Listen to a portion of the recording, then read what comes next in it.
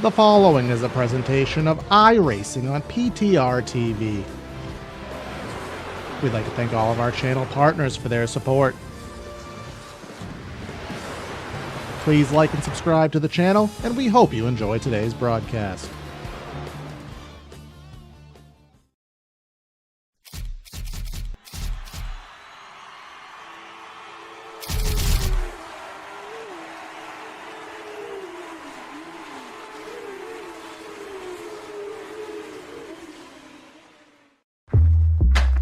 Whatever you drive, however you drive. AMSOIL specially engineers lubricants to maximize power, performance, and protection in your vehicles, so you can work hard and play hard with confidence.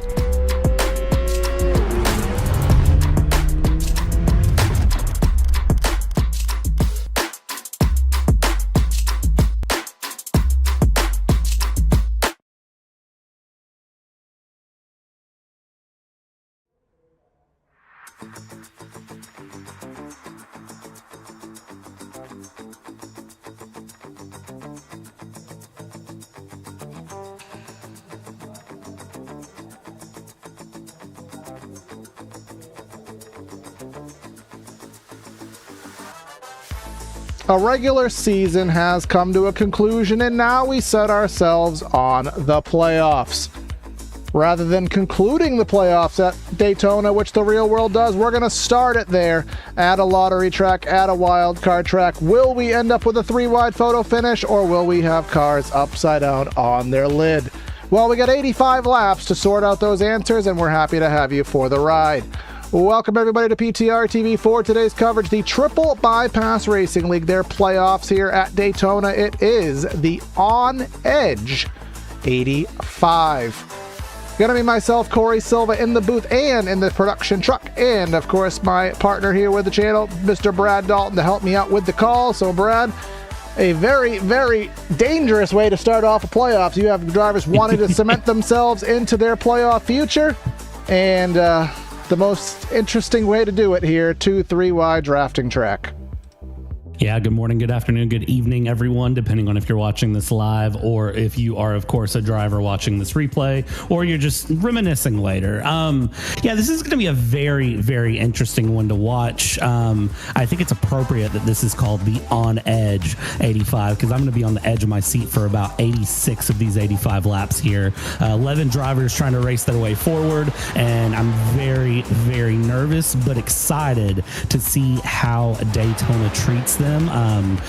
This is going to be a fun one. We'll see who puts their toes in the sand and who puts their fist through someone's face at the end of this evening. I think either way, it's going to be a good time.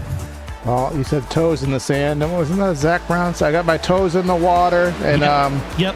I don't know if someone might have their butt in the sand here, but that sand is in the infield on Lake Lloyd, and if you're down there, you done messed up and made a wrong turn there. But that is the end of qualifying, and we kind of enter these triple bypass broadcasts hot and heavy, so we'll get ourselves going shortly. But want to thank everyone for tuning in here to PTR TV. If it's your first time, don't make it your last. Hit the like and subscribe button. We're very close to 1,800 subscribers, and with a little bit further help from you, we could certainly push ourselves over that next threshold. But let's go down trackside, give you that starting lineup here from the World Center of Racing. Starting today's race off from the front row is going to be Jared Jackson, who's actually our race sponsor here today. Starting today off from the pole position with Keaton Carruthers, 2 playoff drivers in the first row. Brad Kress, another playoff driver, in third. Jason Benson in fourth. We got Ty Bass in fifth. Steve McClendon in sixth, try to get another championship. Mark Herzog in seventh. Matt Robinson in eighth. And then rounding out our top 10, Mr. Timothy O'Connor, and then Sean Bradley. Moving on from there, P11, Jeremy Brown and Ward Fisher in that blank red Camaro starts P12. We got to get him a sponsorship. Angel Resendez in P13 and Jeff Slaughter in P14. From there we go P15, William Emert and Michael Hopkins in P16. P17 is going to find ourselves Elton Woo and Dylan Freeman in P18. P19 is going to be the league sponsor here. Or no, it's Derek Catt with P20 being Nathan Smith here. P20 2021. Over to you, Corey. With that is the league sponsor in the name of Mr. Tex Nichols, and then we got Matt Harmon in the 22nd spot, playoff driver. Ben Haar come back there in 23rd in the Hornets' nest. We'll have to watch out. Josh Corder in 24th. 25th finds Dan Williams. Anthony Suarez, no relation to Daniel, in 26th. We got Dominic Zanobi in 27th. Kyle Dewey doing it from 28th. And then just rounding out our last couple, we got Cameron Kane, Michael Seymour, Nicholas Deal, Al Corey, the boss man. And on the final row, Dominic Risto. Gary Wright, at the time of this recording, has not placed his car onto the racetrack. But again, we do want to. I just want to give put our special graphic up here, Brad. Give the guy his moment in the sun. And I think this may be the third time this season. But Jared Jackson sponsoring today's race, the On Edge 85. With that Action Academy Lexus, as it may be. I think it actually is the third time On Edge has sponsored or Action Academy. So yeah, pretty awesome of Jared Jackson. I always forget that we have that extra little moment there. You're getting the rhythm of things, and I'm so excited to get this race going here. I'm excited to really see how Daytona treats the guys. It's been a great season so far here with Season 8. We are going to be bringing Season 9 forward as well, so a little bit of a early announcement for those who are watching, but you'll get us for another season here with Triple Bypass and PTR TV kicking off. We're not going to say the dates yet. We're not going to say this calendar yet, but I'm excited. Yeah, that will be for social media to dictate that information, but proud to be back here and actually potentially expanding coverage here on some of their subsidiary leagues, so that will be something fun to watch out for. But our race details here, as such, 85 laps, which is mathematics times 2.5.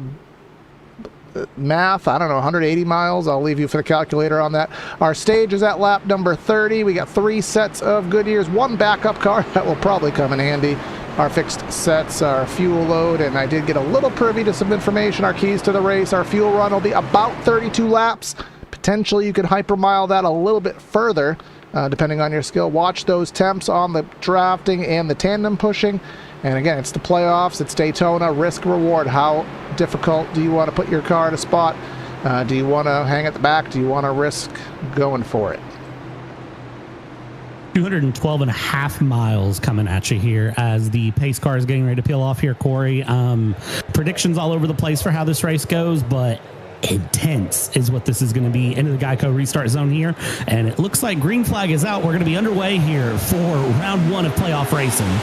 Yes, indeed the case here. We got 33 cars strong starting off here from the World Center of Racing, and they're going to go 2 by 2. Of course, these cars did undergo, Brad, a drafting update in the last build, and this is the first time we've really done a drafting track since then. So from what I understand, these things will kind of do that side-by-side locking action. Really difficult to get momentum built up, but we'll see who can do the best job of it. I definitely think everyone's going to do a pretty good job here early on of just settling in and kind of enjoying their race. I think that's going to be the big key here early on is, remember the fact that you win this on lap 85. There's playoff contenders in the mix as well. I wouldn't anticipate anyone trying anything too crazy too early, but then again, sometimes drivers, they just look and they say, there's enough room for me to make that one little moment and then go. But, these super speedway tracks here at Triple Bypass historically have been very good tracks to the league and to the drivers, and everyone tends to settle in and really run that race long. So, oh my goodness. We got, you'd think it was a Taylor Swift album from about 2009. Sparks flying here. And someone deciding to pull down to the bottom. I think that's Dylan Freeman, who's all the way down in the grass there. But yeah, certainly a spark show. It is custom setups, so obviously low air pressures or just lower ride heights than usual. But yeah, certainly a spectacle. Yeah, and that's, one of those things with the setups that probably when they set in the draft, it's going to be something to sort of just watch as the tire pressures are coming up. I would say that we'll see that go away here pretty soon, if I had to guess, as we ride on board here with Keaton Crothers, the 809 as he comes through. And he has Benson there behind, just, again, sort of just these races at Daytona, it's going to be a lot of this. There's a lot of time here, Corey, where they're going to follow through with each other, and then at some point, somebody's going to just cause all chaos to break loose. The matter is just who win. A car was there, and then a car not be there. Not sure who it was, the blinker, but this is, Brad, I mean, let's just be blunt and real. It's not degrading anything. It's just, calling the facts of the matter is in the real world, everyone knows the next-gen car isn't the best plate racing car. It is super draggy, so when you pull out a line, it's basically like, putting a brick in the wind. But it also kind of is topped out on its speed, on its all-out speed. So it kind of does this 2x2 locking situation. iRacing did a major physics update in the last build that has much more closely emulated that, as the 333 Angel Resendez having some problems with connection there. But iRacing's kind of nailed the next-gen car with how it races at the plate tracks. Whether that's a positive or a negative, I guess, depends where you stand on the realism spectrum. Yeah, and it's one of those that I like it. I like it when things are realistic, but when realism isn't the best, it makes you question things, right? So, I mean, if I liked the way these cars raced at super speedways in general, I probably wouldn't be too upset about it, because I'd be like, hey, realism, yay. That's how I am with flight simulators. I play DCS for the realism. That's how I am with, Le Mans Ultimate when I run it. I like the way it does really well, in my opinion, for the cat. GTP. Whoa, cat, meow, ouch, what was that? I mean, you'd think for a cat, you'd have a Gary the Snail Paint scheme, but let's see what happened. I think, the SpongeBob car dead center in the shot there. Let's see what's going on at the top. McClendon pushing Benson, he just pulled to the bottom, but he did it very abruptly, at least from that camera shot we had. I have to imagine if he did that on purpose, that was just he wanted away from whoever he's around. He just wanted to fall to the back for a little bit and just get out of the middle of the pack, which, again, sometimes early on you'll see guys do that. They just kind of make that decision, say, you know what, here early on, I'm just going to be done and pull through. Not a bad decision depending on how you feel. If your goal is to survive to the end, then I think it's a pretty good decision, honestly. Exactly that. Here is times coming through here. Now, of course, we started the race pretty quickly here. We're trying to make sure we get all of it in at a reasonable time, just in case cautions do come out later on. But our point standings, of course, this is the first race of the playoffs. So the reset, you can see only 4 points separating the 11 drivers that are in the playoffs here. So basically everyone is a break even. 4 points really isn't too much. So a pretty big reset there, of course, on the ticker, as you may have already found out. Everyone in the playoffs is denoted with the yellow highlight, and there is a P next to the name. That more shows up for the drivers in the sim, allows them to, drivers can easily see on their timing screens and whatnot who's in the playoffs.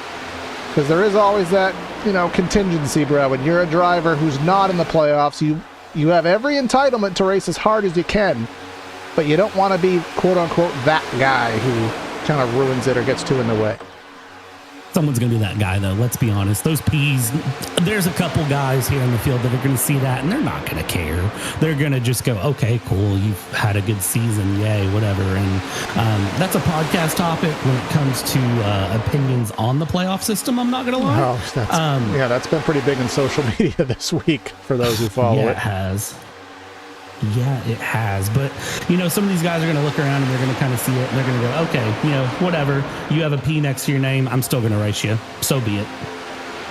Exactly that. So, again, as we brought up prior to the green flag, I'll bring it back up just for the sake of memory here on our race details. The stage is at lap 30. It's not 35, right? I did read that right. It is 30, so they should be able to, again, based on the numbers we've been told, they will be able to make it to the stage on fuel. 32 laps was a conservative estimate, so 30 laps obviously is less than 32. That will leave the remainder of the race with one pit stop to be had, and you can see here on this shot we do have two separate packs. Dominic Zanobi, he is leading the second charge in the Pepsi car. I fancy Pepsi cars. I wish it was on a Chevy because that's more fitting. I don't think I've ever seen Pepsi on a Toyota. but I'll let it slide. But he's leading that second charge, Michael Seymour, Nichols deal. And that is a strategy that, you know, was very much implored in the 90s, early 2000s. You'd have the Mark Martins, the Terry Labonis, the Bobby Labonis. They'd ride in the back and just await the wreck to happen, and then they'd take that track position and battle at the end. That's normally a good strategy if that's the intent. My only flaw with it is, as we look up here, Brad, there's not too much that scares me for a wreck right now. Yeah, I mean, this is just really... Oh, well, after it, wow, right on cue. Could you have timed that any worse? That is commentator's curse to the utmost degree. I apologize for all involved. I wasn't even done with the sentence, I don't think. Anyways, our PTR TV replay here was on the back straightaway. It was with Tex. Let's take a gander. Tex with the bump to somebody. He went to the apron. Now, who is that car that followed him down there? 89 is that? I can't quite tell. 88? Oh, Slaughter, that is. Yeah, that's Slaughter with his back to front. So, yeah, there's Tex on board with Slaughter. Now, Tex went to the bottom, I think maybe to back off, and usually pretty good about finding a reason why something happened. It's like Slaughter decided to follow him down there instinctively and then realized maybe it wasn't a good idea. But it was just too late, and he was kind of committed to the bit, so I don't really know. But I tell you what, I don't feel like we've had a single race this season where Tex hasn't had at least one caution. You're not wrong. That he's been involved in, and he's never the cause of it. He just gets wrapped up in it somehow. I tell you what, Tex, if you get a race with good luck, you are dangerous. Yeah, we see that on other broadcasts we have, Brad, here on the channel, that some drivers, if luck wouldn't exist for them if it was not only in the bad form here, but where we are under caution, I don't expect any pit stops. This will be as good a time as any to go and wind it back to last week's race at the Bristol Motor Speedway with our race recap video and give you an idea of what happened as a summary of last week. So let's go. We'll be back with you at the conclusion of this segment.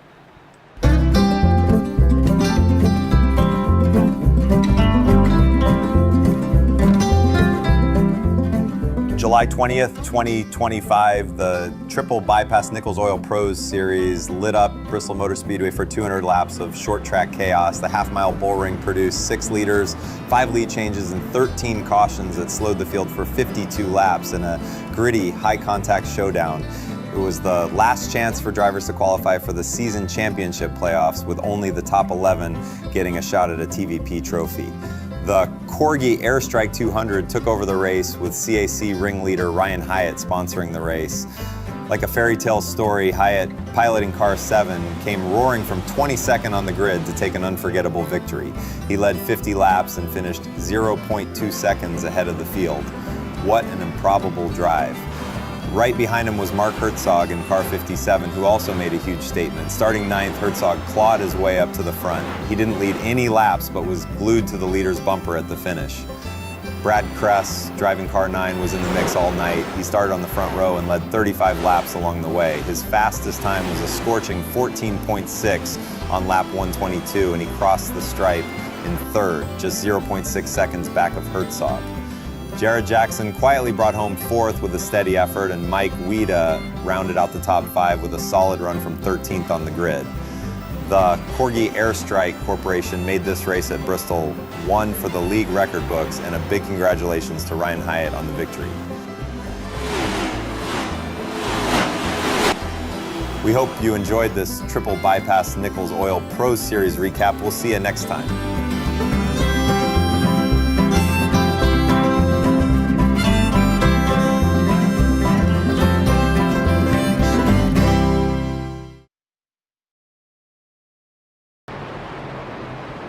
All right, back here after that recap segment of what happened at the Bristol Motor Speedway, and we are now on 1 to green. There were a couple pit stops well back in the field, but again, none of those pit stops will really mean anything because we are battling to a stage at lap 30, and everybody has ample fuel load to get to that point. So just Those pit stops being, who was it? Basically 22nd on back. Everyone came in for splash of gas, maybe some damage repair for a couple drivers. See Daniel Williams. Brad, didn't you tell me Daniel Williams was only in here for a lap and then he was going to start and park?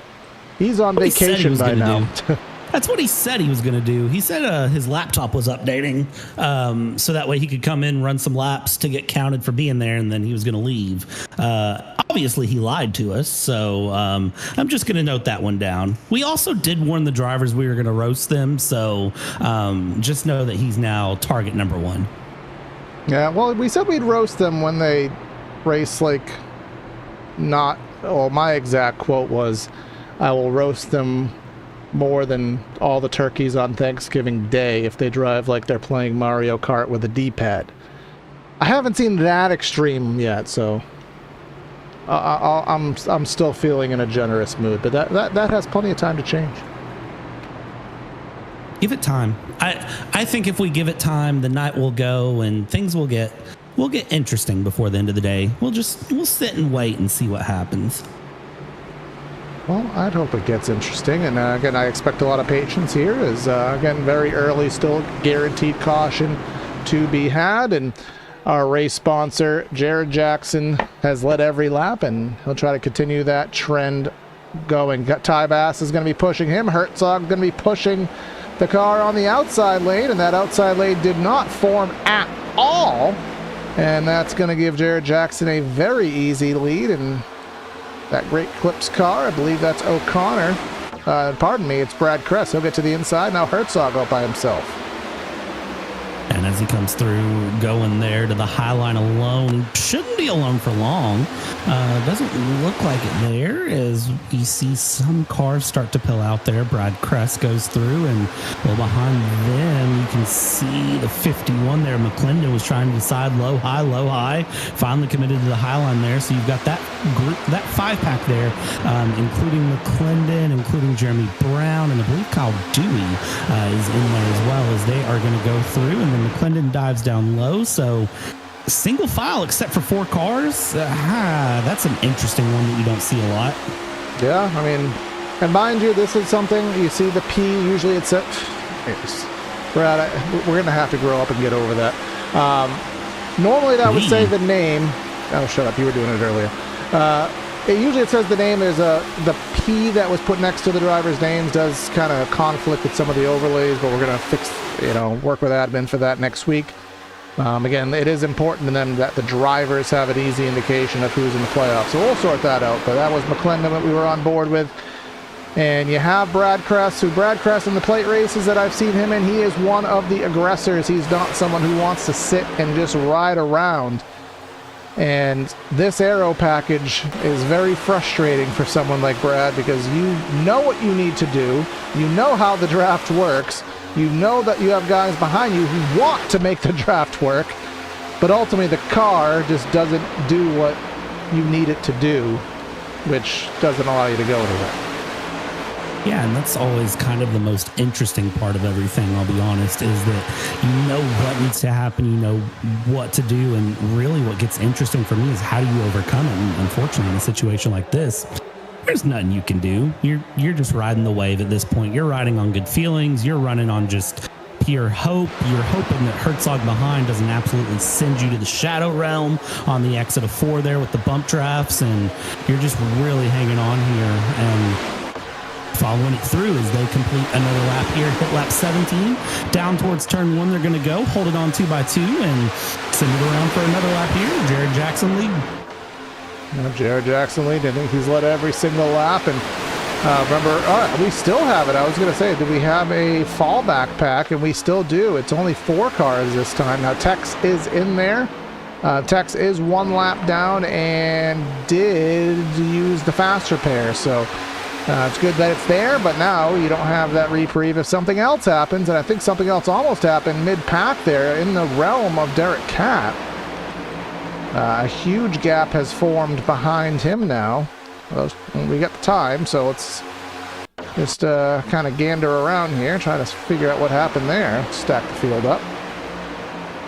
16 into Slaughter, and then That was more aggressive contact, and Cat just checked up and gave them their space. Yeah, major space needs to be given sometimes whenever moments like that happen, because you just have to watch out, really, is all you can do.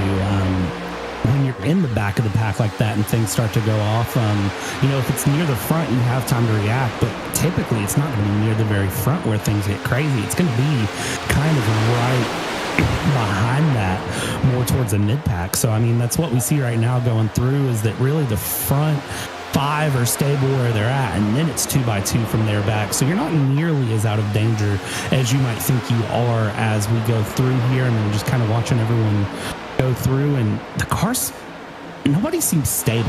Are you noticing that? Like, I'm noticing that.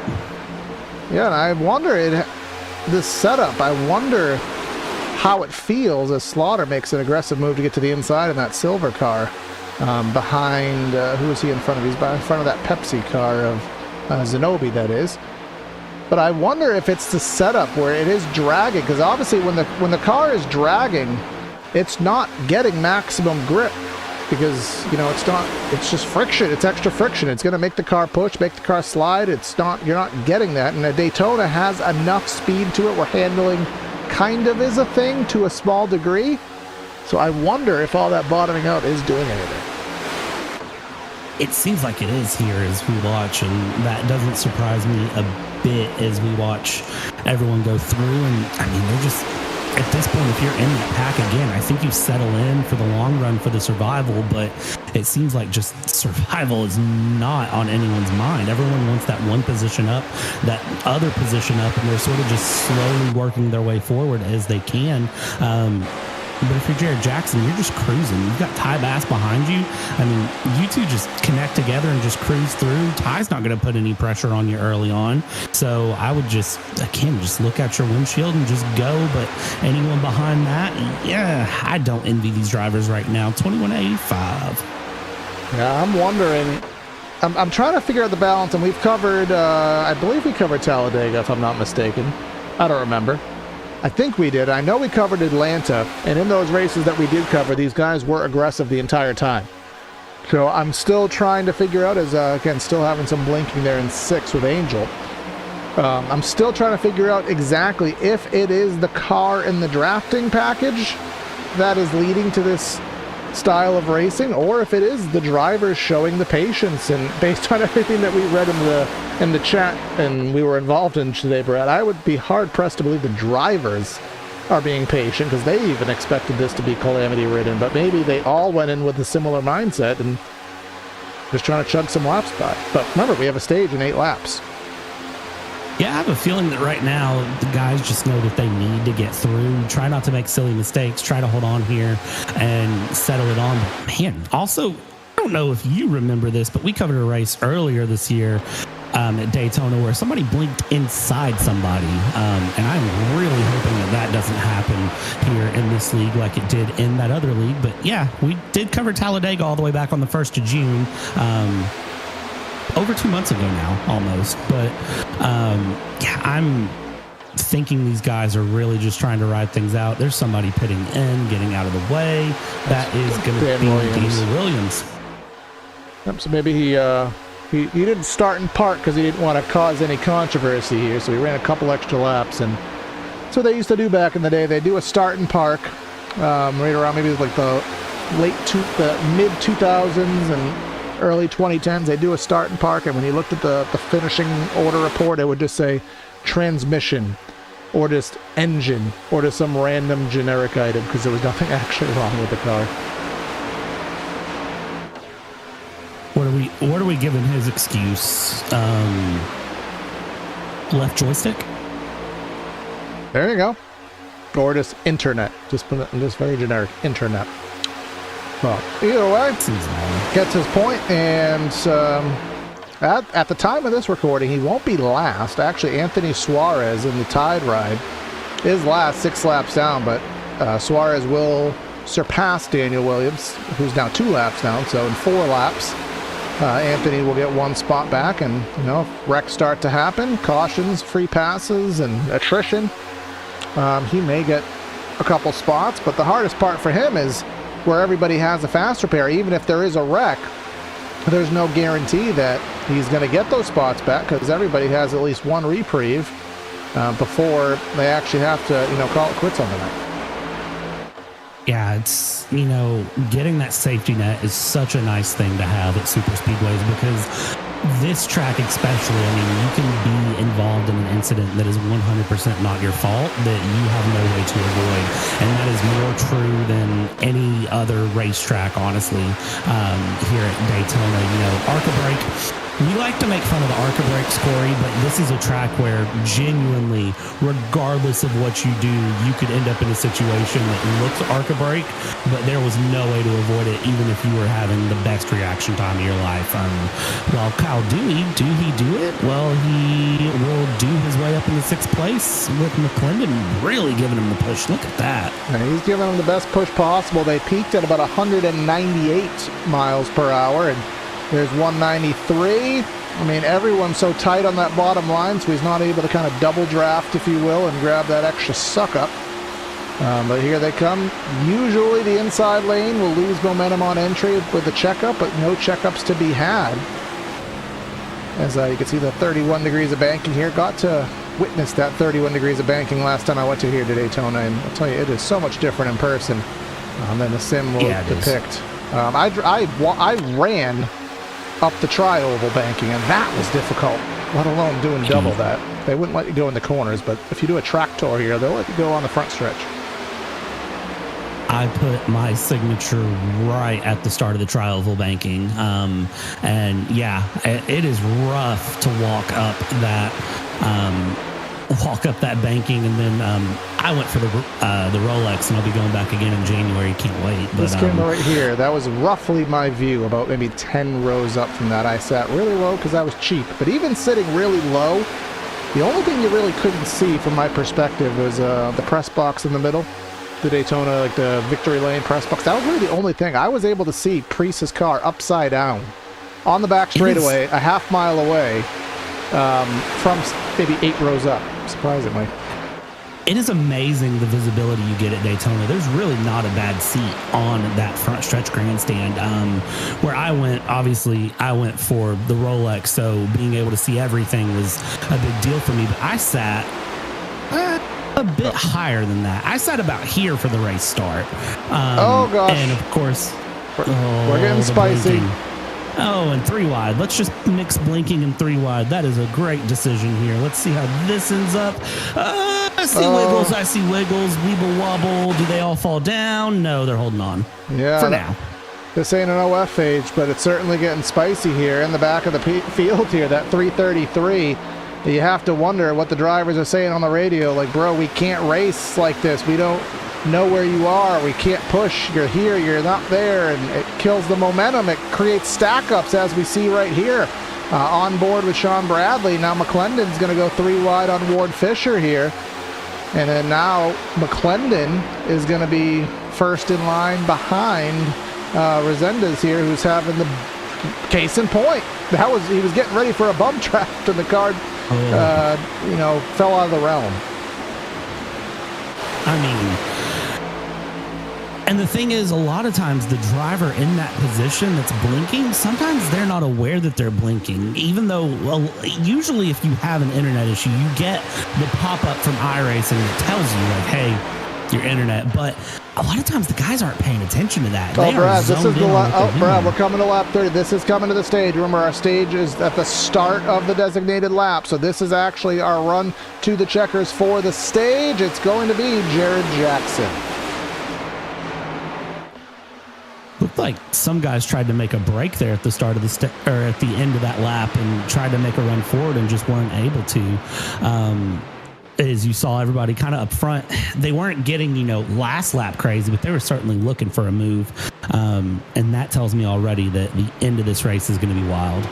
Yeah, there's a potential if you have everybody wanting to make something happen, there's a chance that we can get something going. But if there's even 2-3 team drivers or affiliates just trying to get their way through and camping up that bottom lane, we certainly will not be able to get anywhere. But this is the stage, so the extra point goes to our race sponsor, Jared Jackson, who at the current rate we are going, and I know I'm saying this and it's going to be ruined in about 3 seconds,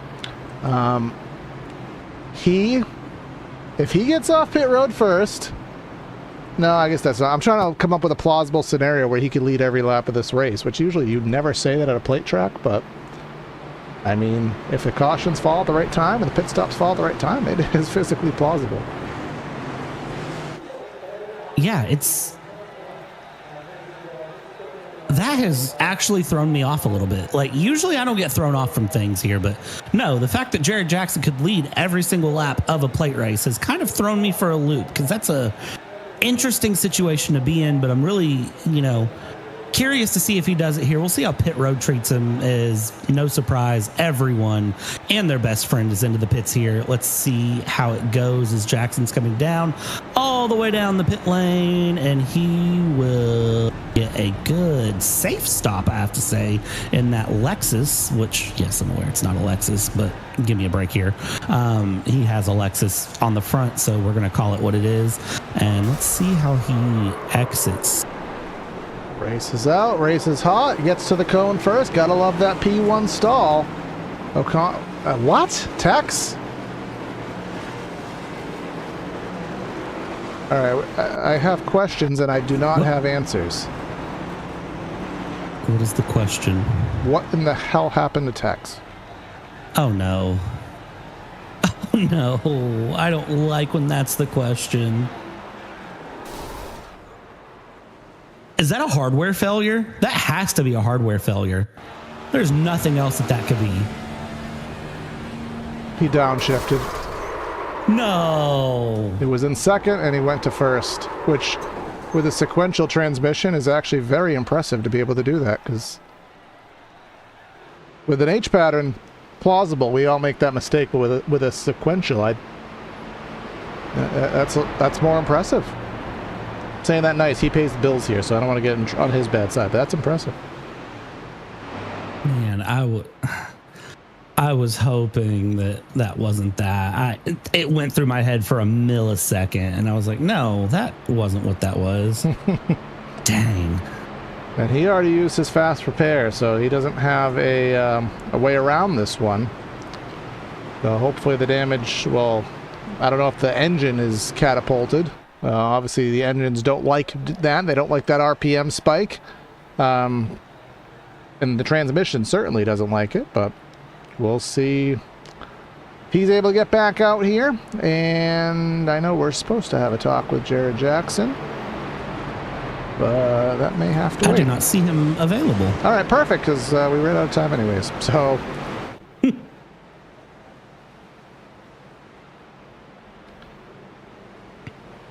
But either way, we'll get doubled up, stacked up, ready to go back green flag racing here at the World Center of Racing. And we'll see if somebody can break up the spell of Jared Jackson sweeping the field here today. Somebody's going to. I think somebody's going to. The question really is just who. And my answer to that is I don't know, but somebody surely is going to. Text is done. Confirmed in our YouTube chat here. I'm sorry, Tex. I am really sorry, Tex. That is rough, but the good news is that, there's 2 more races in the season at least. I can tell you that. Yeah, it's always better to think on the optimistic side because, well, obvious reasons, but either way, we'll get doubled up, stacked up, ready to go back green flag racing here. Lap number 32 coming to 33. That'll put give us about a 20 lap fuel run to the end. So remember, we will go roughly 32, 33 laps, somewhere in that ballpark. So everyone will be back to pit road one more time. It'll just be a matter of when, how well you execute, what do you do? Do you take a full fuel load? Do you take tires? That would be the question. Or is a caution going to come out and put us in a predicament that way? We'll find out together, but we're doubled up, stacked up, and let's get the second stage underway, Brad. Yeah, coming down to the start-finish line here. The iRacing Camry is going to pull off there to the inside. Coming into the Geico restart zone. It's going to be green flag from Barney. There we are. We are underway for this second half of the race, and Jackson's just going to take off on him. But guess what? It's Daytona. It doesn't matter that he takes off because they're going to just settle back in single file, send it down towards turn 1, turn 2. It looks like for the moment, everybody keeping it together. Just it takes them to the end of this straightaway to get up to speed. What? It's delicious. Aloysius Corey Al. Huh? You know inside jokes more than I do. Nope, don't know this one at all. Straight off the spreadsheet, so yeah, I don't know. But whatever you wanted to say, Mark, everyone sees it now. So if it's an inside joke, those people are now chuckling. But up fronty, what do we have up here? We have, is that Jeff Slaughter? Yes, it is. He is, however, I don't think he's on the lead. Is he? Now, who's that on the outside lane? It looked a lot like Slaughter's car. It's behind, is that Emery? Oh, it is. Okay, yeah, no, that is. So William is good at one thing. And never mind, we're wrecking. We big junk. We are big junk.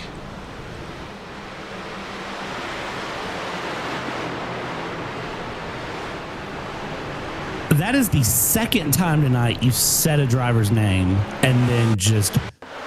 Well, started with the 34. At least that's Emmert to the back of the 34. Right rear hook. And Jeez. There they go, wrecking aplenty. Everybody stayed on their lid. Everyone stayed on all fours. But yeah, that is not a good girl gone bad. That's a bad push gone bad. I mean, not really many other things to say about that one. Just it was a right rear hook, and you know, all these drivers will be quite chuffed that they have a fast repair. Yeah, I mean, honestly, that is just the fast repair is so handy. Wait, Brad. The perfect race! The perfect race! No, wait. He's got to cross the line. It's plausible. Wait. How? Because they were side by side pushing for the lead. All right.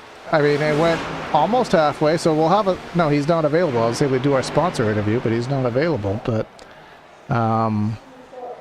no, it's back in play. Is it back in play? This is drama, folks. This is what we live for. It's not we're not TNT, but we know drama. It's in play. Emmert coming into the pits. I wonder if there's any damage. Doesn't look Clearly at. There's damage. I mean, he hooked a car. Yeah, but he kind of drove away straight, though.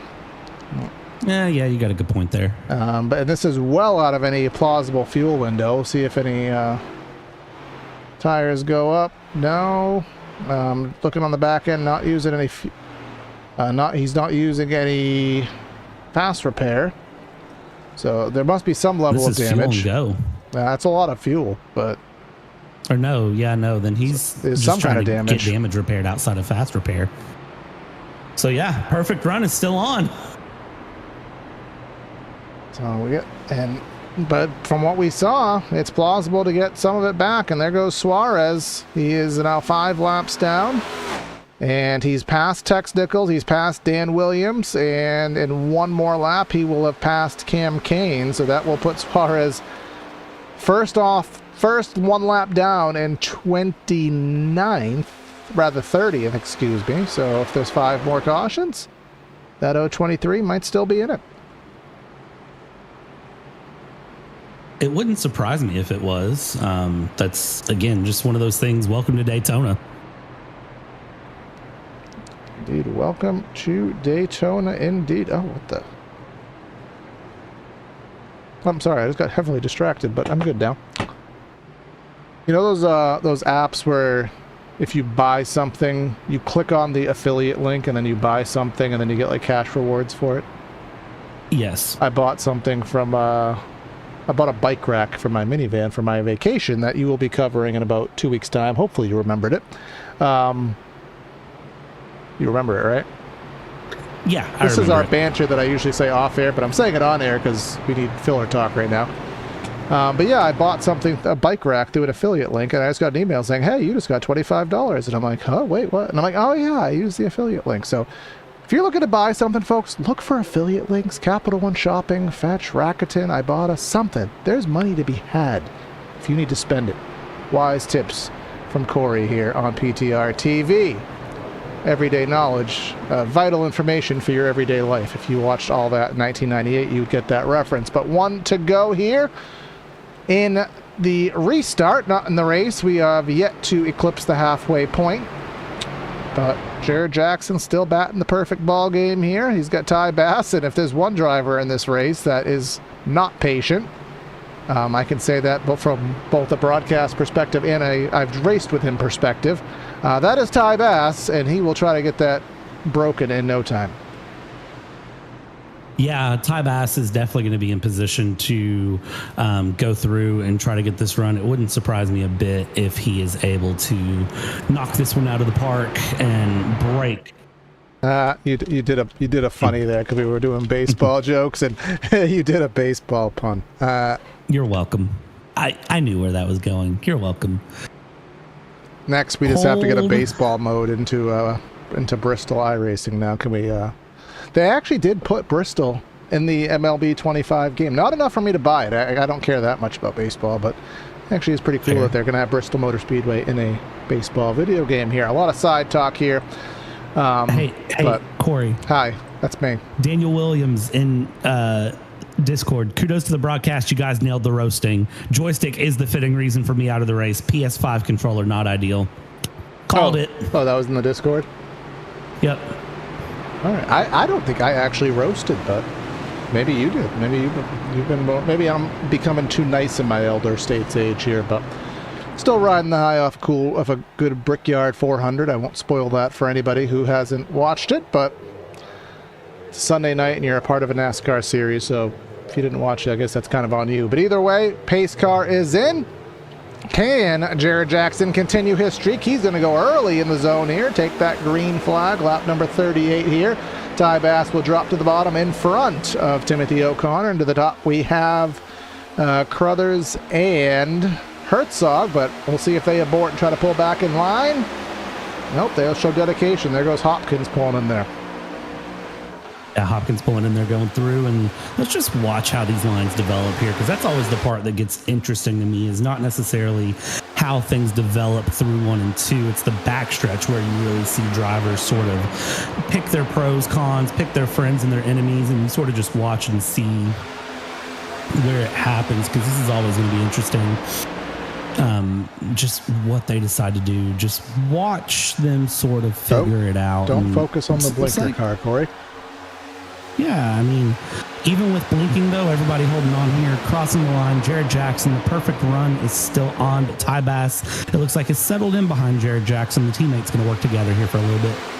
You can see here, we're just ripping the bottom of the racetrack, and Herzog in the in-and-out Camry trying to make that outside lane work with the push from Kyle Dewey and company. Steve McClendon back there, our prior champion, trying to throw his hat into the mix here, but nothing to be done, at least at this moment. When you have two drivers, the first two drivers in a single lane dedicated to the same plan, basically makes it impossible to get something going in a different lane. Yeah, that's kind of the biggest issue that it comes in, and it really does sort of stack and pronounce itself in this car too, is that sometimes just getting that run going can be so hard. I'm curious to kind of see how the drivers act and what comes out of this here as we go into the long run of this race, into the back end here, as we're only lap 40 of 85. We've got 45 laps to go here. We haven't crossed the halfway stage yet, but on the back half, how do those guys on the high line or the low line decide to act? You know, do they decide to kick 3 wide? Can they get some friends to go with them? Because as of right now, that second line has really stuttered behind the top 3, top 4, and just been stuck there. It hasn't been able to catch. It hasn't been able to do anything. It's just there. Yeah, That's exactly what it is. It's just stagnated, and it takes a push from somebody else, or it takes a wreck. Somebody in the wall. It was the blinker as Angel Resendez here into the wall, and didn't cause any other issues to anybody else. But we'll take a look at the PTR TV replay. Look at that Sitco car on the, and he gone. And when he came back, he got turned by somebody. But can't blame that driver, because you can't blame it when you can't see him. I think that is... Actually, I still can't tell who that was. Oh, that was Emmert. That's who it was. We'll get a quick replay of that, and then we'll go back to live footage. And this is the difficulty of battling with a blinker. Yeah, I mean, just nothing you can do there. Blinker's there, blinker's gone, blinker's there, blinker's gone, and here we go. You think you have space to come up, and then boop, there it is. Nothing that can be done. Luckily, that was a single car incident, so we continue on and racing, as really haven't missed anything. But as we have seen multiple times here today, we have a second pack forming. Actually, we have two little mini packs. We have Jeremy Brown, who didn't he win a race in one of the league? Was it here or was it in the area? I don't remember. Jeremy Brown won a race somewhere recently. I think it was here, wasn't it? I don't know. But Dylan Freeman, he's going to pass him, and Brown will blend on in. Nathan Smith, a name that I don't recall here. Matt Robinson, remember, he was involved in something. And then we go back another 2 seconds, and a trio of drivers. Zenobi, I think you can see some left front damage on that Pepsi car. Al Corey there. These drivers are close enough that I would think that if they had worked together and even gone on the radio to the pack in front, said, hey guys, let's work together. 7 cars will be better than 4 and 3. Maybe they can get closer. Yeah, it's one of those that you need friends really to work together here and go through, as we see. I mean, I want to call it the train, but it's really the snake the way it's wiggling around the backstretch. Both lines very much struggling just to hold the straight line there. Ty Bass, little bump there to Jared Jackson. They continue along, and top line starting to get a run. Are we going to finally see Jared Jackson's perfect streak broken? Not this lap, maybe next lap here, as Herzog is up in the third. He's going to be up in the second here momentarily with a good shove coming there from Kyle Dewey. Do he have anything to answer for? But no, Herzog just has no pace, and you can see Dewey almost looks like he's thinking about ditching him here and just breaking off to the high line and leaving Herzog alone, but he's just not able to. Herzog is just almost defending, but I think just trying to get the run here. Well, and the problem that Dewey is probably having too, and you can see it, he's popping out. He pushed consecutively for so long, about a lap and a half or so. His radiator starting to, get too hot. He's getting that red light on his water temp gauge, and now he can't push as aggressively. He's having to peep out, get some air, watch that gauge, and keep those temps in check, or else his engine will go kerplunk. So that, after about 2 laps of aggressive pushing, tends to be a struggle. But here comes Herzog. This is an actual battle for the lead. First time we've seen it all race here, as we've eclipsed the halfway point, and that outside is going to have it. This may be the perfect race, ending on lap 45. It almost certainly will be. Yeah, I'll be surprised to see Jackson get this run through and be able to work his way back up in the lead before the tri-oval here. He's going to try it. I mean, don't get me wrong, he's going to try it, but will he be able to make it stick is the million-dollar question here. Kyle Dewey might actually take this from Herzog and lead this lap. Let's watch as they come through turn tri-oval, and around they go. And I almost said turn 4, and I was like, this isn't turn 4. This is the tri-oval, but Kyle Dewey leads the lap there. Jared Jackson down into 5th. First time he's been in the pack. I mean, put that up as a podcast topic as well. Why isn't a tri-oval a turn? Because you are turning the wheel, and it actually is one of the most difficult parts of these super speedways because of how much wheel you have in it. You're going full speed. The car gets very light.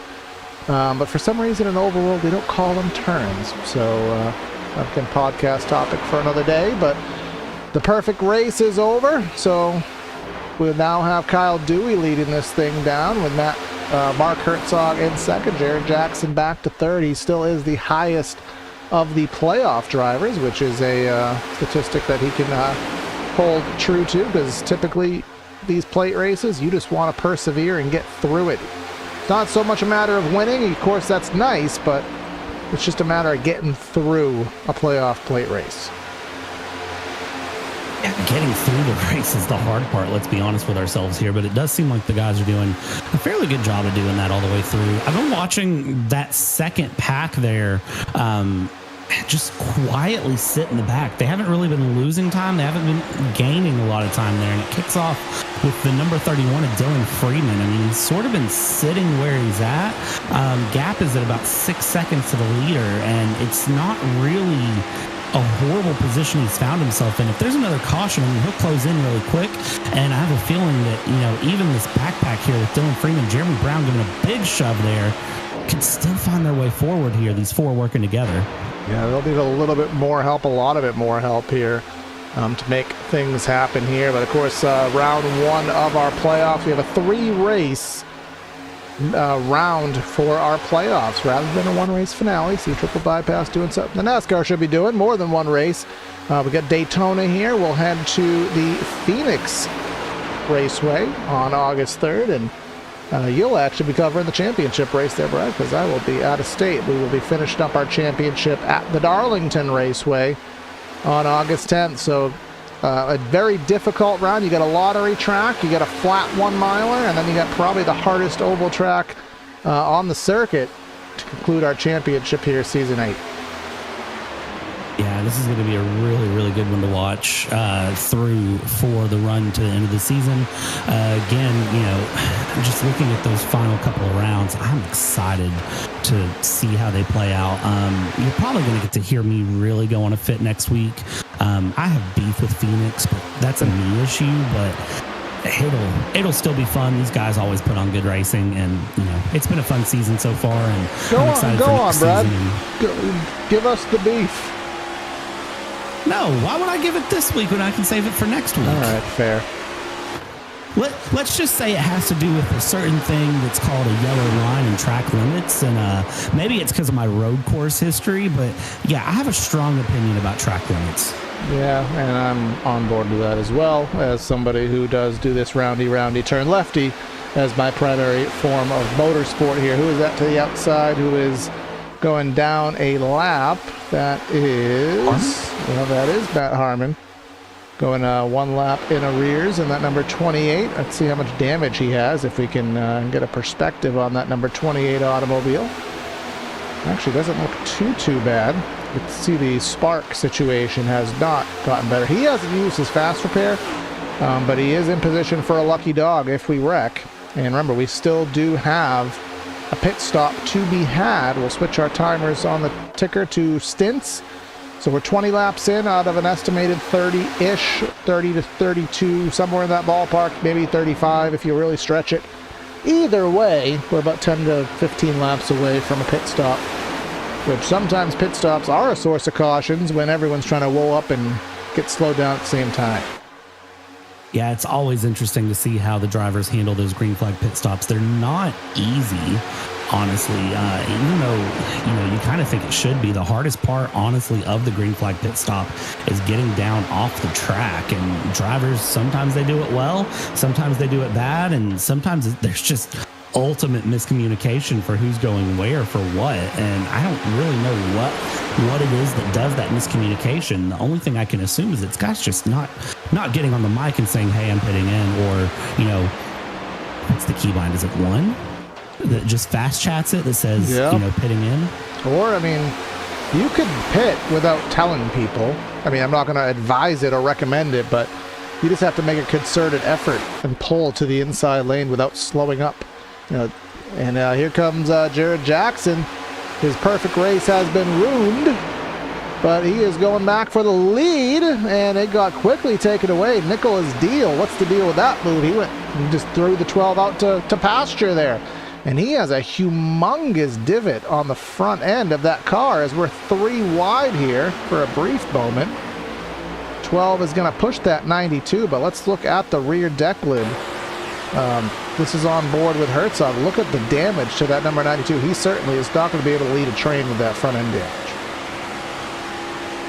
He's certainly going to try, though. That's the thing, is he's going to try to lead.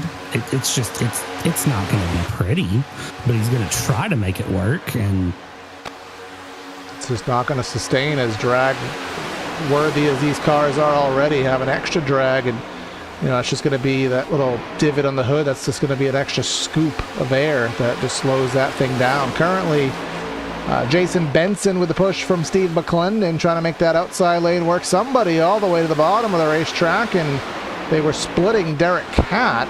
Again, this Catt seems to be in the mix of a lot of issues here today. He hasn't had an issue, but he seems to be in the mix of it on camera every time. Let's see what happened to the SpongeBob mobile. Let's see here. This is going to be... Did he try to pit, or did he clear himself here? Get a closer shot. I think he cleared himself, honestly. I don't know why he did that, though. Yeah, and then Corner just did a good job in the Dr. Pepper car to evade it. But yeah, I can't really explain that move, but that will cause him to lose the draft. And all the way back there in 20th, now even Corner. He lost the lead, which I'm surprised of. I didn't think he checked up that much, but either way, unfortunate for them, because no guaranteed cautions between now and the end of the race. Who's that, Suarez? Yes, it is. So he went from gaining laps to now losing laps in the Tide ride. So back to 6 laps arrears. But Jared Jackson still trying to make that outside work, and Deal goes back up right in front of the 12. But that front end damage, it's just going to hinder, I think, any attempt. I'll be very surprised if they can make something happen. Jackson's going to eventually try to break away from Deal, I bet, and just work the high line and maybe just try to sort of put him into the fatal funnel and send him all the way to the back here. We'll see if he's able to pull that off. The big thing is, Daytona, it's a tight track for the speeds that you're holding consistently. It's a very tight track that you have to just sort of watch a little bit, because when you get a guy like that, he's going to want to just force his way back into the lane wherever he can. If you start sending him down the middle to shuffle in the order, he's going to want to put himself where he can, but the speed difference will be so much that it can cause the wreck. And well, here we go. I mean, just push comes to shove, force his way up, and at least down the backstretch, the 92 is in the front. Yeah, he is, but now they get to the corner, and then Herzog giving a huge push to Kyle Dewey, and then he washes up, probably to get some air on the radiator here. Coming off of 4, it'll be a drag race to the stripe, and actually that 92 damage at all. He's going to lead this lap. Jared Jackson trying to figure out where to go with it, and he's going to continue to give a push. They'll be clear to the bottom of the racetrack, and nope. Jared Jackson says, I ain't pushing you. I was debating doing a song that's highly inappropriate, but I will spare our YouTube license for that. Ty Bass going to go back to pushing the 12, and Deal's lead is short-lived. I mean, for Deal, it's a big deal to even lead a little. Oh, that's a jump from the top 3. All 3 wanted back on the bottom line. Nichols Deal might have to deal with a little bit of a heart attack after that. Goodness gracious me. Coming through around and down the front stretch. Guys, we're only lap 57, 58 as we cross the line. Let's reel it back a little bit here. We got some time to get to lap 85. You don't have to wind it up yet, but this front pack here, they've decided to get a little bit feisty. And we're going back to the baseball puns, wind up and throw the pitch at it here, and here comes a fastball from Jason Benson. I don't really know how to describe a bump draft in baseball terms, but either way, a huge push here, and will Benson clear himself? I think McClendon and Benson can clear. Actually, the trio will clear. Sean Bradley, a trio draft, manages to clear and get back to the bottom of the track as, again, we're closing in on pit stops. We're 27 laps in, actually. 2 drivers are on a different fuel situation. McClendon and Bradley both have an extra 5 laps in the cell, as well as Risto, Brad Kress, Emmert. I don't know if they're all going to try to pit together, or if they're just going to, redact that extra fuel and just coming with everybody else. Yeah, here's going to be the problem, is that if we get a caution here in the next few minutes with the way these guys in the top 5 are driving, I mean, having that extra fuel, not having that extra fuel, it's not going to really matter at that point, because these guys, are absolutely sending it through. Watching as they go around here, up through the high line, through 3 and 4, they're going to go heading towards the tri-oval, the corner that's not a corner, because welcome to America, where tracks make no sense. Coming through, and a couple of gimmies there. Yeah, Ty Bass went below the line there, which, that's not legal per league rules as in a pass, but you can go down there if the necessity arises. But maybe just drifted down there. But McClendon, highest he's been on the day. And for the first time, he has been the lead playoff driver in that second position. You could see playoffs 2, 3, 4. And then you have a stretch of them 11th through 14th, all the way at the back of the pack. You have Crothers, Wu, Harcum, Kress back there 11th through 15th. Hopkins, the lowest of the playoff drivers, I believe, in the 18th spot in that number 10 automobile. So, but he is out of the draft as well. So that certainly is not going to help any of his causes out. But either way, we are on lap number 60 and just waiting for those ever elusive pit stops. They're going to come eventually. It's just a question of when, but they're going to come eventually. We know they have to. And again, I think the other question is, do they come during a green flag? Do they come during a caution? Do they cause a caution? Well, we'll find out together. They are all single filing out rather quickly here, which would implore me to believe that they are going to be sooner rather than later. And we'll just check out here. What is any of these laps now? We'll wait for that pull off turn number 4. Didn't happen yet. But again, we are, for our leader, Jason Benson, 31 laps into that stint. So he does not have much fuel in that cell. Again, I was told 32 laps. And hypermiling, super saving in the draft maybe gets you a couple more, but ain't no way you get to 85, so a pit stop will be required. Yeah, he's not making it to the end, but he is going to, still be in a good position here, nevertheless, going through. It's going to be a mixed bag getting to the end, that's for sure, here as we go through and around. And let's see, does anyone pit this time by? Is anyone going to do the big pit stop? A couple guys really hugging the line there, but nobody decides to make it through. And, as we go through, we're running to lap 85 or 63. You can do the math. That's 22 laps to go here. Coming through as they, again, they've stretched out the single file run, which is really interesting. It's not what I was expecting, but I think, if you're a driver, you see the single file stretch out happen in this front pack. I mean, at this point, this is just the guys expecting pit stops to come, and nobody wants to be caught out on the outside line when they want to pit. Coming through 3 and 4 this time around. I don't know if anyone's going to go for it here. I don't know if anyone's going to pit here, but we'll just see what happens. On board with Crothers, he's in 11th, and here we go. This is the mass rush to pit road, and a couple drivers staying out. Is there going to be issues? Of course there's issues. There's big issues. Oh. Emmert, and who is that he has stopped? He has stopped the 5. And somebody, the Darrell Waltrip car, overshot his pit box. Let's take a look here. Oh, he came in like Curry for 3 there. Used Nick Deal as a brake. And just bad luck there for the 5 of Elton Wu. Came in like a wrecking ball. That too. That's why sometimes it's better to even though that you'll lose speed for 1 lap, sometimes it's actually better to pit in a smaller pack, just because you have more room to work with here. You can see how much more smooth that entry was. Ty Bass, Jackson, and O'Connor. Just 3 cars in that lead, the whole trio. And that leaves a few on track, more than a few actually.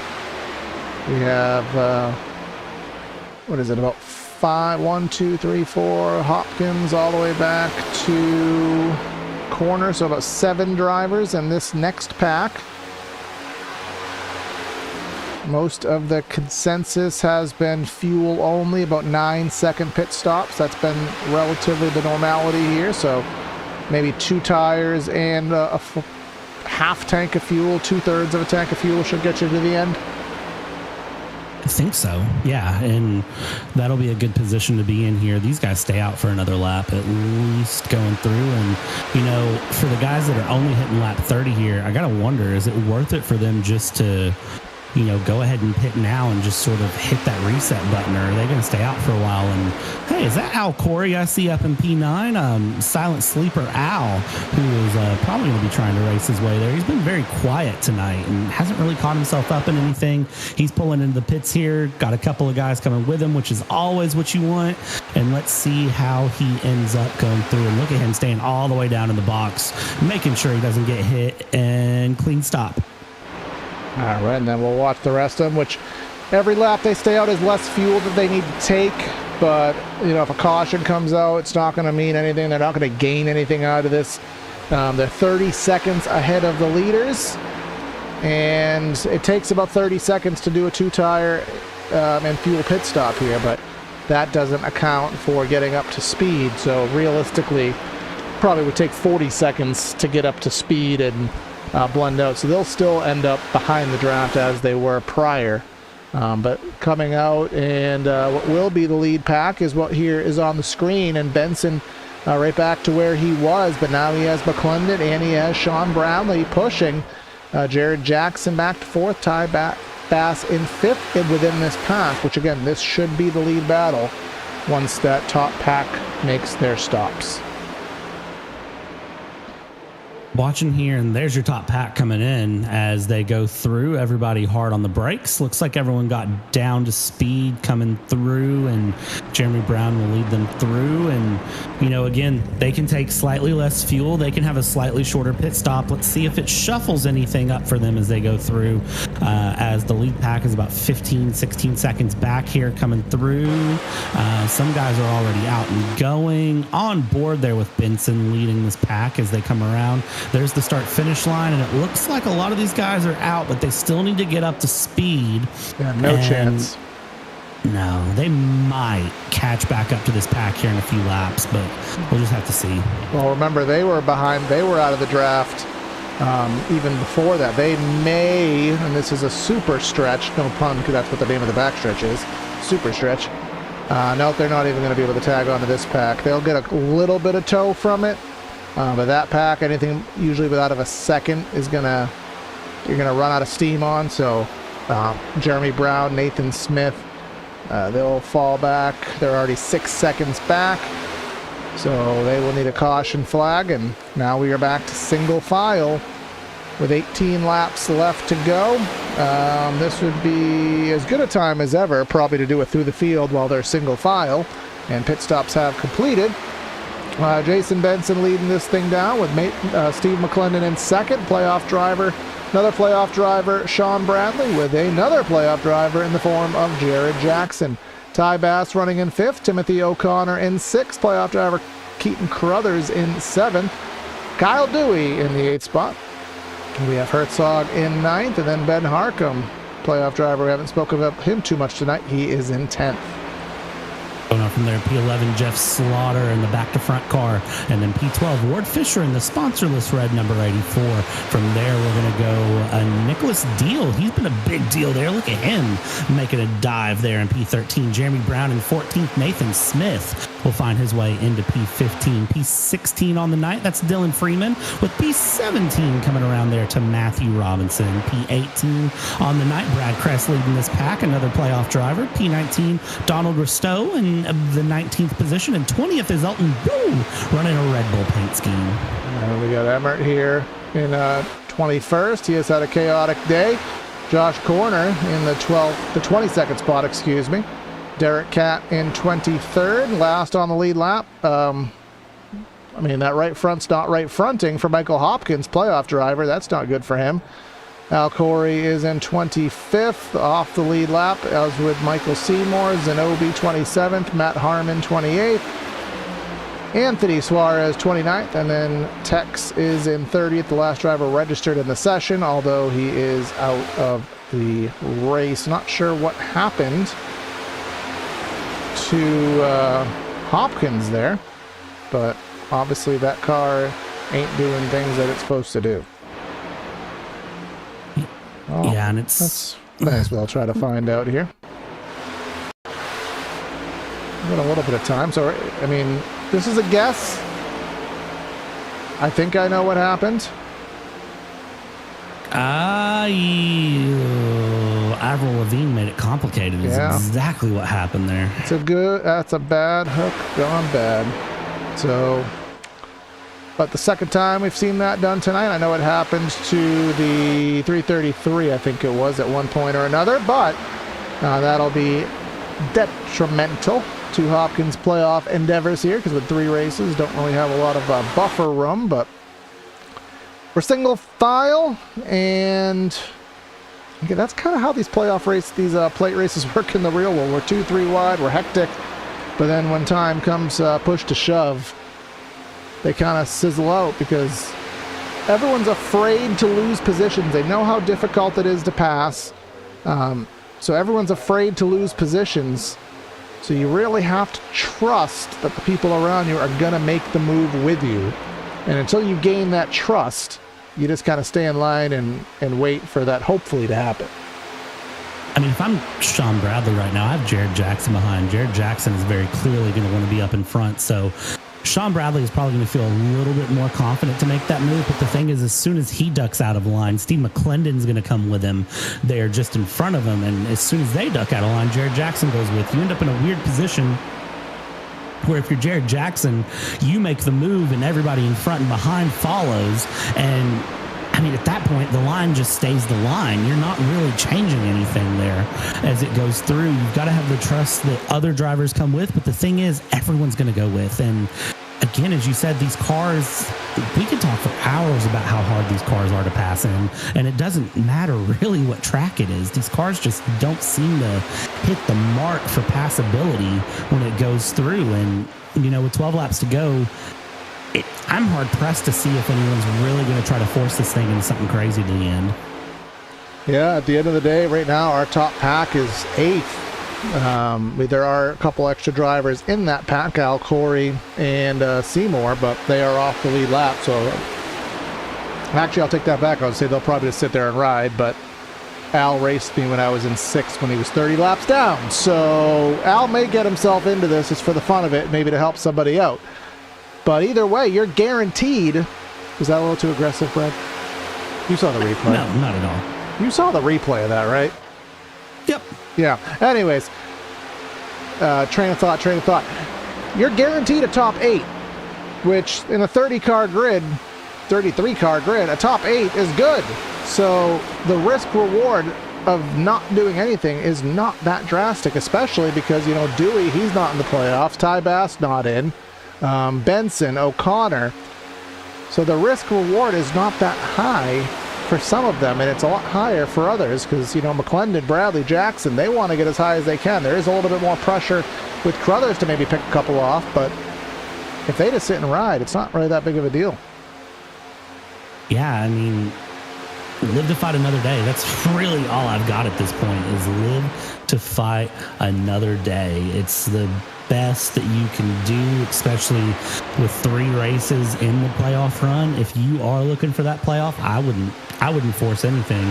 I mean, it gives Benson a free win, yeah, but it guarantees you another round. If you're anyone else anywhere else, I mean, you kind of have to force the issue. Was that 3 wide in the background there behind the 84 of Ward Fisher that I just saw? I think they were just all kind of fluffing around off corner exit. But again, that's our second pack. It's Slaughter, Fisher, Deal, and Harcum.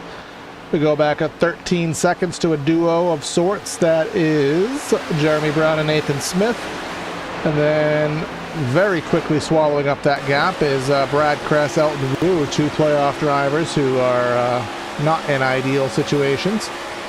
But they will try to get themselves sorted out here, get in that draft. They'll pick off those 2 with a super head of steam here as we are now sub 10 laps to go. Are they going to pull? No, he didn't even pull out a line. He backed up and just continued the trend. That's very surprising. Yeah, I wouldn't either, honestly. I would just settle in, just let it go and hold on to it here. I don't think there's a sense in forcing anything unnecessary, even though we are, you know, in this different pack. I just think it's one of those that you just settle into the end.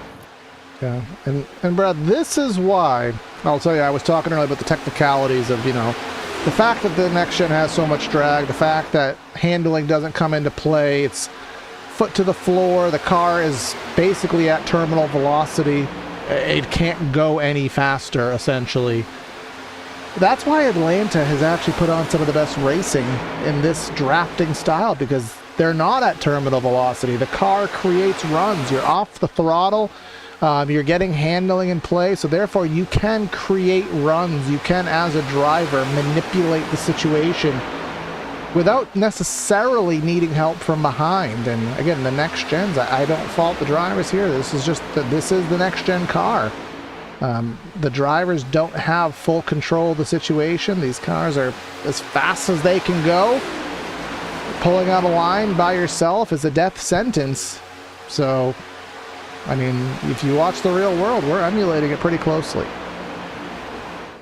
Yeah, we really are. And again, it's one of those, do you like realism or do you want fun racing? Kind of pick your poison in the battles. We see a couple of wiggles there on corner exit, but nobody really opting to do anything. Again, keeping that single file run, keeping things going for the moment here. The 77, Sean Bradley just sitting behind the 12, Jared Jackson with Ty Bass, O'Connor, and et cetera, all the way back through this pack of 13 that are just continuing along here and going as that pack starting with Jeremy Brown is starting to close the pack a little bit here. They've cut the gap to under 13 seconds now, and actually it's now going to spread out through the trial with a 13-2. So disregard anything I was about to say there about us possibly having a run. Yeah, I mean, we are. Well, let's just take a look here. I thought this gap was getting closer. Now, you see the 3 seconds to the leader. That's important, but the more important is to the next position, 2.4. Getting this to about 1 would be plausible to, get them all the way there. Last time by, Herzog about 0.2 faster than the car in front of him. That's obviously not enough. He would need to probably gain a half second a lap to even have a plausible chance. But we will come to, I think, 5 laps to go this time by. Remember, overtime is in play, I think, for 2 attempts if the need requires it. But at the rate it's going, I don't necessarily. Well, what do I know? I literally called a wreck by saying things were clean. So I don't think things are going to head ourselves into overtime, but I've already made one mistake in that capacity tonight. I mean, I don't think things are bad, though. That's the thing, as we watch them go through, I don't think there's any sort of craziness to come unless somebody makes a big mistake somewhere. And again, you can't discount human error. That is the one thing that can always sort of wreak havoc here as we ride on board and just watch how things play out. And again, everyone just settling in there, just enjoying the run here, 4 to go. And this is that intense moment that starts to come in. What point do you try to make a move? What point do you really shake things up? Benson's led 19 laps. He needs 4 more to the end. Sean Bradley would love to just lead the 1 lap that counts. Steve McClendon would love to lead a lap here and cement himself a great playoff position. Let's just see what happens here. You see Benson's fact, and obviously him leading right now might dispute it, but who are we? I mean, straight from the spreadsheet. Exactly that. And, in the real world, what do they do when a non-playoff driver wins? They just rub it in their face. Hey, you're not in the playoffs, but you won a race. We're not going to do that if that does indeed happen. But, 7.5 miles of racing left on the docket, which a lot can happen. McClendon has been very content to push the 42. They've been working together even in reverse order at various points. Sean Bradley looking there, and now Jared Jackson. That was just an intent move. He knew no one was going to go, but what he's trying to do is he's peeping in the mirror saying, all right, is anybody biting if I make a move? And he saw that the answer was no. And that's both deflating, but luckily he was able to get back in line without losing a spot. And seeing him be able to get that back in line, that's going to be very important there. It's going to kind of give him a moment of, if I need to do something and dive back in, I can do that and dive back in. He's going to feel pretty good. Just watch what happens here. 2 to go. Still plenty of racing left here. Even though these laps do go quick for the length of the track, still plenty of time for someone to decide to do something somewhere. And I would say McClendon and Bradley are the ones to watch, but Al Corey back there in the back tried to go high outside, nothing there. He's going to slip back in. He is one lap down. I mean, he could try to mix it up, and look at McClendon shoving there, Benson. Here we come off of turn number 4. Barney will have the flag in hand, and he'll get ready to get it waving. So we'll finish this in regulation. 1 lap to go here at the Daytona International for the On Edge 85. They are getting feisty behind. That second pack did manage to catch up. They do have a head of steam. Herzog and Dewey with a turbocharge here. Can they pull off an upset? Certainly going to try it. Let's see what happens here as that turbocharge comes through. Can they make anything happen here?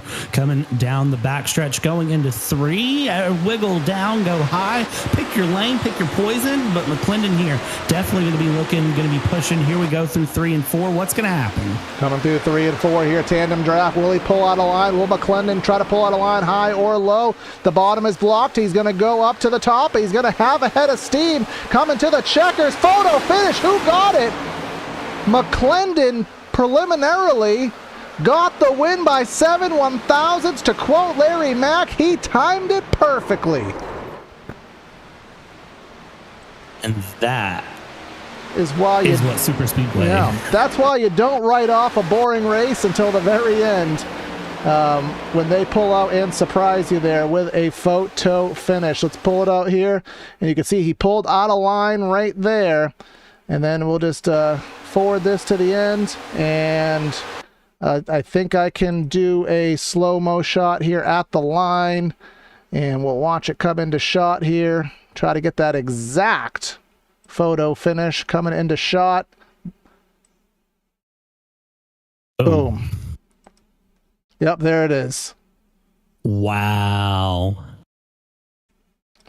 So congratulations go to McClendon, the past champion, trying to defend, and Benson just looking for the ego boost here to improve his season, and had it till about 250 feet before the line, and struggling with the burnout on the banking is McClendon, but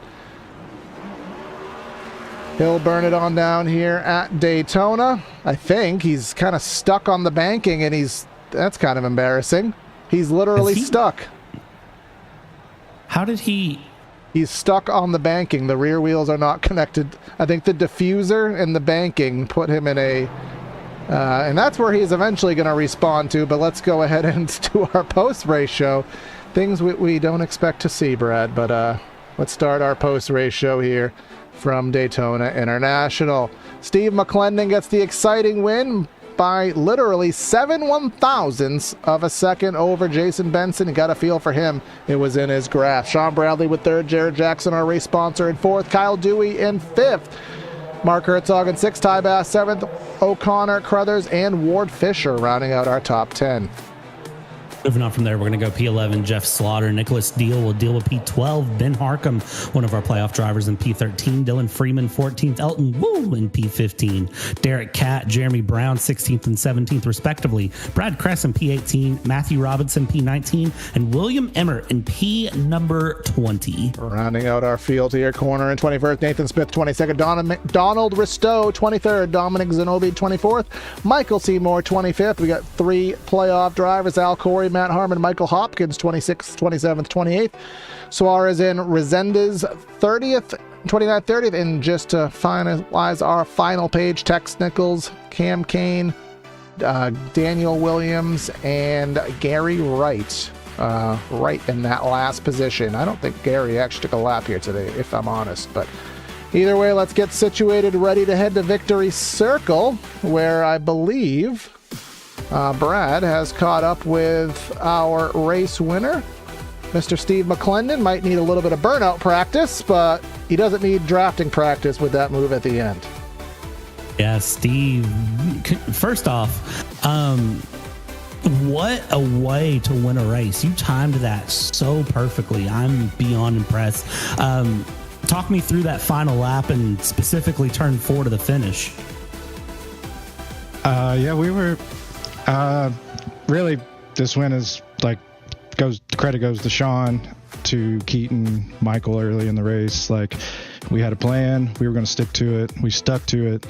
And we were just kind of waiting on the guys behind us to make a move.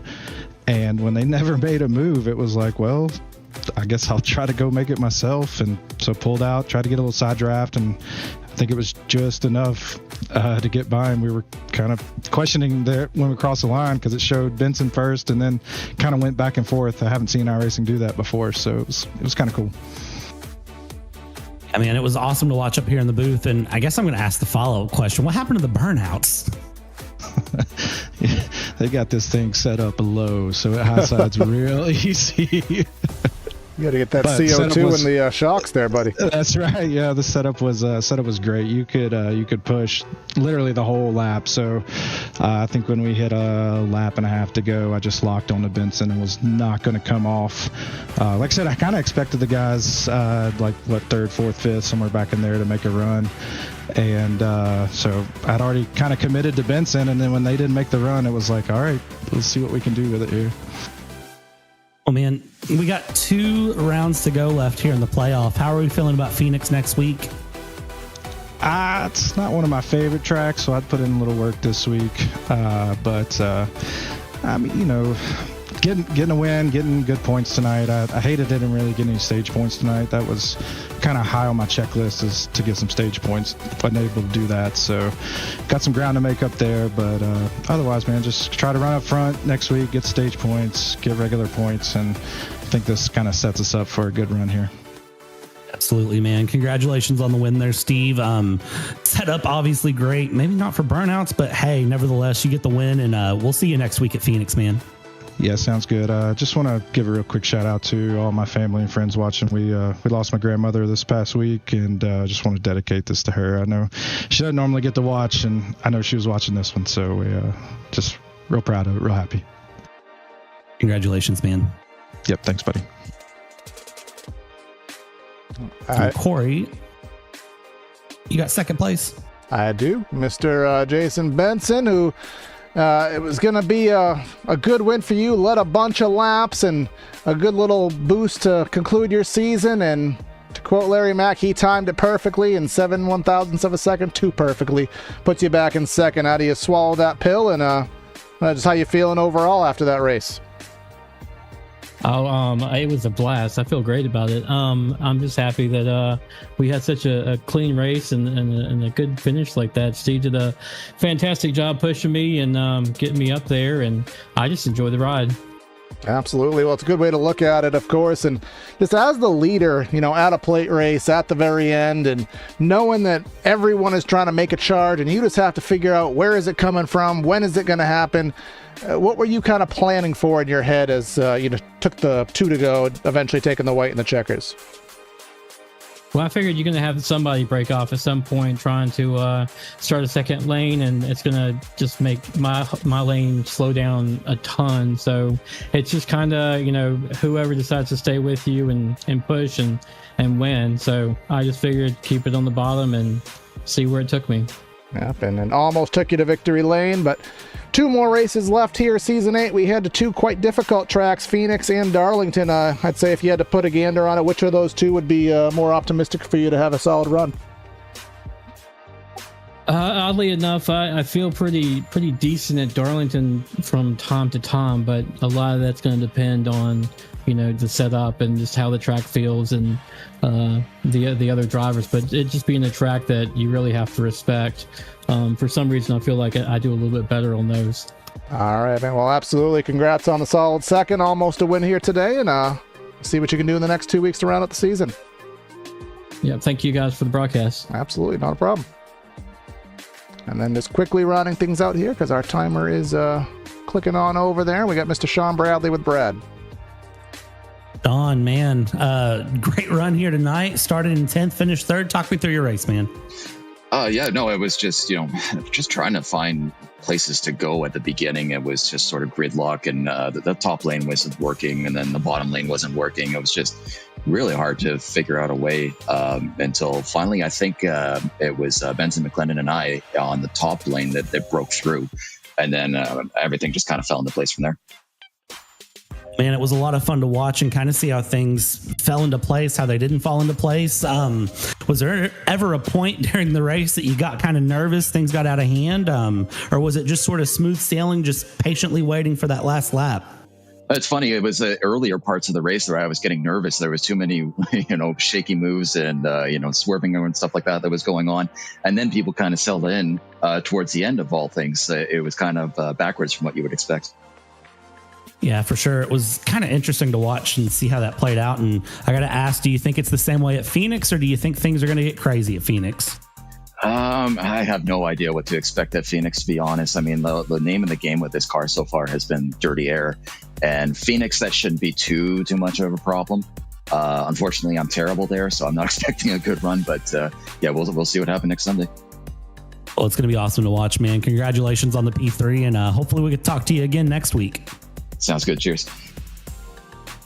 All right, well, that'll wrap up our post-race show here, and obviously the broadcast as a whole. So, Brad, I'd say for about 80 of the 85 laps, we're kind of sitting here and just trying to fill out some storylines, and what do you know? They pull out a photo finish for us to conclude this thing down.